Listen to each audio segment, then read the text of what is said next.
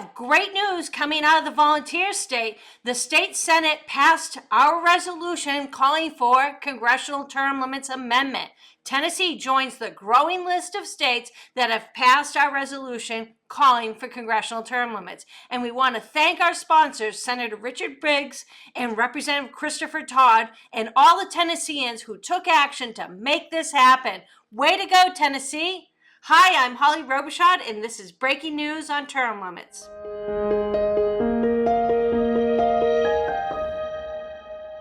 Not only do we have great news in Tennessee this episode, we also have great news coming out of Louisiana. The state Senate passed SCR 2, and now the next step is for it to pass the state house.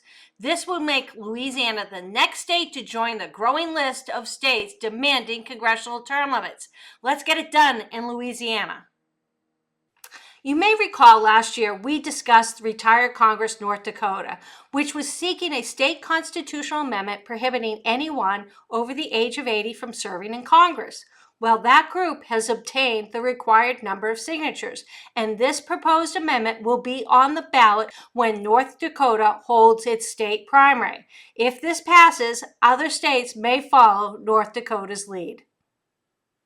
State legislative candidates across the nation are getting the message on the desire for congressional term limits. An additional 67, that's right, 67 2024 state legislative candidates have signed our pledge in the past 2 weeks. Why is this happening? Because people like you who support term limits and the power of your vote at the ballot box. And a special thanks goes out to our pledge team who makes possible all these pledges. According to the Hill newspaper, Congress's job approval rating is at 12%. That's the lowest since 2015. And is there any question why? Take, for example, Senate U.S. Term Limits Bill, Senate Joint Resolution 2, sponsored by Texas Senator Ted Cruz. It was introduced at the start of the current Congress. It is stalled with no action being taken despite the overwhelming support among Americans and having 19 co-sponsors.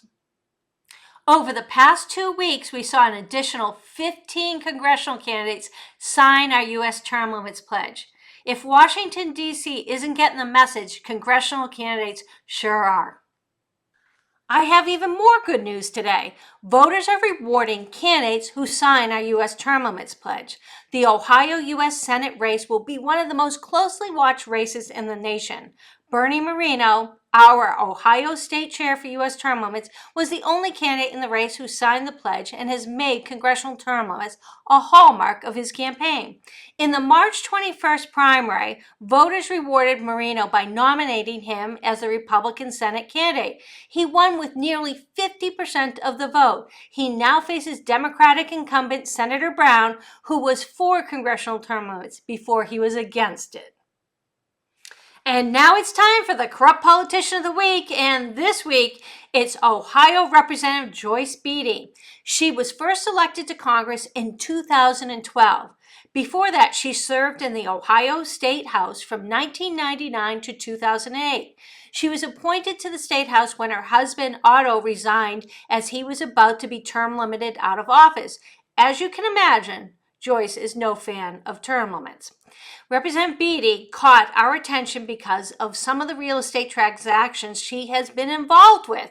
She sold a building she owned for $800,000 despite it only being valued at approximately $500,000 and other similar buildings selling for far less.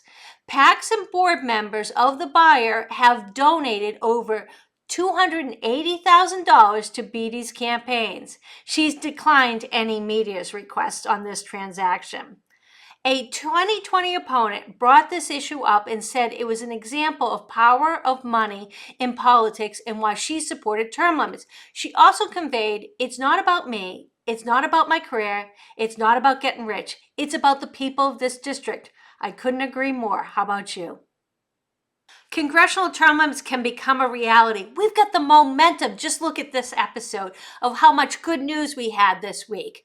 But we can't do it without you. Go to termlimits.org and get involved today. And be sure to share this program with your friends and family. This is Holly Robichaud for U.S. Term Limits Breaking News. I'll see you soon.